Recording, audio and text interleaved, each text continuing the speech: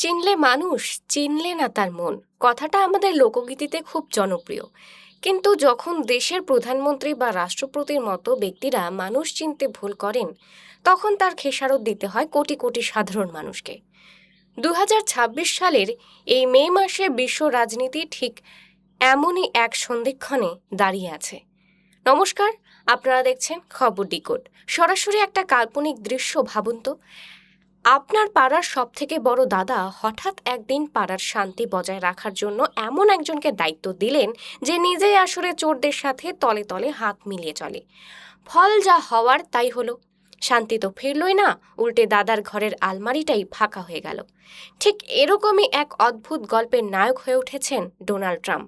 বিশ্বের সবথেকে ঝানু deal maker Trump কেন হঠাৎ করে মধ্যপ্রাচ্যের আগুন নেভাতে পাকিস্তানকে শান্তিদূত হিসেবে বেছে নিলেন?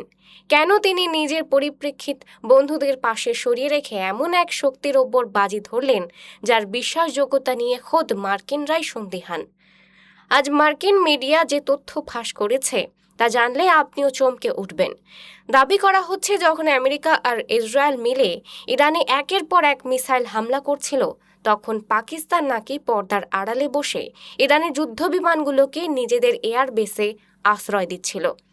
হঠাৎ একদিকে দাবার বোর্ডে শান্তির সাদা পতাকা ওড়াচ্ছে পাকিস্তান, আর অন্যদিকে চীনের ইশারায় আমেরিকার শত্রুকেই স্রেফ প্যাসেজ বা নিরাপদ রাস্তা করে দিচ্ছে।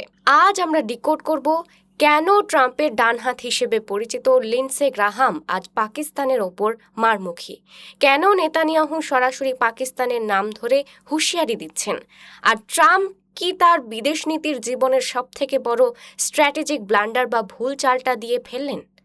ভিডিওটি একদম শেষ পর্যন্ত দেখুন, কারণ আজকের এই বিশ্লেষণ আপনার আন্তর্জাতিক খবর দেখার দৃষ্টিভঙ্গি বদলে দেবে। প্রবাদ আছে, কাউকে বিশ্বাস করার আগে তার পেছনের দরজাটা আগে থেকে দেখে নেওয়া উচিত।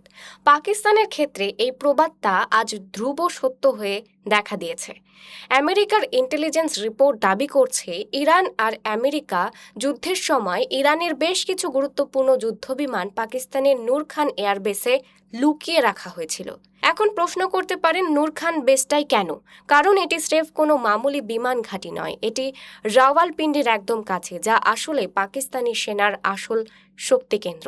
মার্কিন মিডিয়া সিবিএস নিউজ প্রশ্ন তুলেছে, আমেরিকা যখন আকাশপথে ইরানের শক্তি তছনছ করার ব্লুপ্রিন্ট বানাচ্ছিল, তখন তারা কি ঘুণাক্ষরেও জানতো যে এই বিমানগুলো আসলেই তাদের এক মিত্রদেশের আশ্রয়ে বহাল তবিয়তে বসে আছে? সহজ কথায় বললে, পাকিস্তান যেন আমেরিকার কাছে শান্তির বার্তা পাঠাচ্ছিল, আর ইরানের জন্য যুদ্ধবিমানগুলো নিরাপদ রাখার গ্যারেজ ভাড়া দিচ্ছিল। পাকিস্তান বিদেশ মন্ত্রক বলছে এগুলো স্রেফ কূটনৈতিক আতিথেয়তা, কিন্তু আমরা সবাই জানি যুদ্ধের সময় কেউ স্রেফ বেড়াতে যাওয়ার জন্য যুদ্ধবিমান অন্য দেশে পাঠায় না। এটি ছিল ইরানের সম্পদ রক্ষার এক নিখুঁত চাল, যাতে পাকিস্তান ছায়াসঙ্গী হিসেবে কাজ করেছে। মার্কিন রাজনীতিতে একটা কথা খুব প্রচলিত, ট্রাম্প যা ভাবেন লিন্ডসে গ্রাহাম তা করে দেখান। ট্রাম্পের ছায়ার মতো লেগে থাকা এই সিনেটর যখন টুইট করে বলেন, যদি এই রিপোর্ট সত্যি হয় তবে পাকিস্তানের সাথে সম্পর্কের খাতা আমাদের এখনই ছেড়ে ফেলতে হবে, তখন বুঝতে হবে হোয়াইট হাউসের অন্দরমহল এখন আগ্নেয়গিরি হয়ে আছে। গ্রাহাম কেবল একজন সেনেটর নন, তিনি ট্রাম্পের সেই বিশেষ সার্কেলের মানুষ যারা মনে করে ট্রাম্পকে পাকিস্তানের ফিল্ড মার্শালরা ঘোল খাইয়েছে। আসলে ট্রাম্প সবসময় একটু ভারী ব্যক্তিত্ব বা সামরিক স্টাইল পছন্দ করেন, আর এই দুর্বলতাকেই পুঁজি করে পাকিস্তান এক মরণ ফাঁদ পেতেছিল। মার্কিন প্রশাসনের বড় একটা অংশ এখন মনে করছে পাকিস্তান আসলে কোনো শান্তিদূত ছিল না, তারা ছিল ইরানকে সময় পাইয়ে দেওয়ার এক সুকৌশলী মাফিয়া। ইসরায়েলি গোয়েন্দা সংস্থা মোসাদ এর নজর এড়িয়ে কিছু করা মানে সাগরের মাঝখানে দাঁড়িয়ে বৃষ্টি থেকে বাঁচার চেষ্টা করা। ইসরায়েলের প্রধানমন্ত্রী বেঞ্জামিন নেতানিয়াহু সম্প্রতি যে ক্ষোভ উগরে দিয়েছেন তা নজিরবিহীন। তিনি সরাসরি পাকিস্তানের নাম ধরে বলেছেন যে পাকিস্তানের হাজার হাজার সোশ্যাল মিডিয়া বট আজ ইসরায়েলের বিরুদ্ধে ডিজিটাল বিষ ছড়াচ্ছে। একবার ঠান্ডা মাথায় ভাবুন তো, যে দেশের রাজপথে সাধারণ মানুষ আর টিভি চ্যানেলে বসা বিশেষজ্ঞরা দিনরাত ইসরায়েলকে ধ্বংস করার হুমকি দেয়, সে দেশ কিভাবে ইসরায়েলে আর ইরানের মাঝখানে নিরপেক্ষ বিচারক হতে পারে? লিন্ডসে গ্রাহাম আজ এই প্রশ্নটাই ট্রাম্পের সামনে রেখেছেন। ইসরায়েল আজ মনে করছে ট্রাম্পের এই মিডিয়েশন আসলে ইরানের জন্য এক অক্সিজেন মাস্ক হয়ে দাঁড়িয়েছে। পাকিস্তান কেন এই আত্মঘাতী ঝুঁকি নিল? তারা কি আমেরিকার ডলারের টান পড়ার ভয় পায় না? উত্তরটা খুব সহজ। প্রবাদ আছে, যার নুন খাও তার গুণ গাও।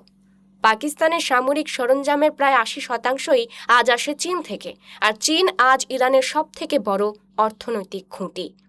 সহজ কথায় বললে, পাকিস্তান আর চীনের এক হুমকির গোলাম। চীন যা বলে ইসলামাবাদকে তাই করতে হয়। ইরান ও চীন মিলে যে নতুন শক্তি তৈরি করেছে, পাকিস্তান সেখানে এক গুরুত্বপূর্ণ খুঁটি। ট্রাম্প সাহেব হয়তো ভেবেছিলেন পাকিস্তানের ওপর আমেরিকার প্রভাব কাজ করবে, কিন্তু তিনি ভুলে গিয়েছিলেন যে পাকিস্তানের হৃৎপিণ্ড এখন বেইজিংয়ের পকেটে বন্দী। ফলে এই মধ্যস্থতায় শুরু থেকেই ছিল এক ব্যর্থ পরিকল্পনা। সারা বিশ্ব আজ প্রশ্ন তুলছে, ট্রাম্প কি তার ক্যারিয়ারের সবথেকে বড় রণকৌশলগত ভুলটি করে ফেললেন?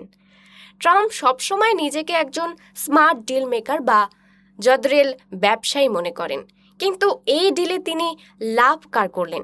তিনি নিজের পুরনো বন্ধু সৌদি আরব আর ইউএইকে অবজ্ঞা করেছেন। ইউএই এতই ক্ষুব্ধ যে তারা ওপেকের মতো গুরুত্বপূর্ণ গোষ্ঠী ছাড়ার উপক্রম হয়েছে। তাদের সোজা কথা, আমেরিকা তাদের নিরাপত্তা না দিয়ে এক বিশ্বাসঘাতক প্রতিবেশীর ওপর বাজি ধরেছে। আমেরিকা তার চিরাচরিত বন্ধুদের হারিয়ে আজ এমন এক জায়গায় দাঁড়িয়ে আছে যেখানে তাদের হাত খালি। ট্রাম্প যখন পাকিস্তানকে মিডিয়েটর বানাচ্ছিলেন, তখন তিনি আসলে নিজের ঘরের চাবিটাই চোরের হাতে তুলে দিচ্ছিলেন।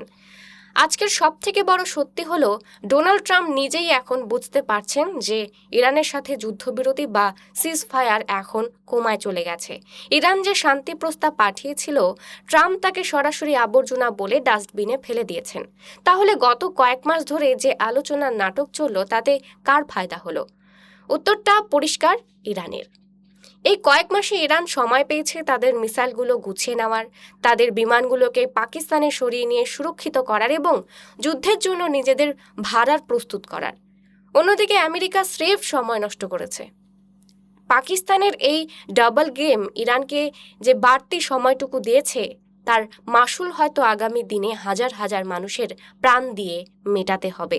ইতিহাসের পাতা উল্টালে একটা কথা বারবার মনে পড়ে, যে নিজের স্বার্থে বন্ধুর সাথে বেইমানি করতে পারে সে কারোর আপন নয়।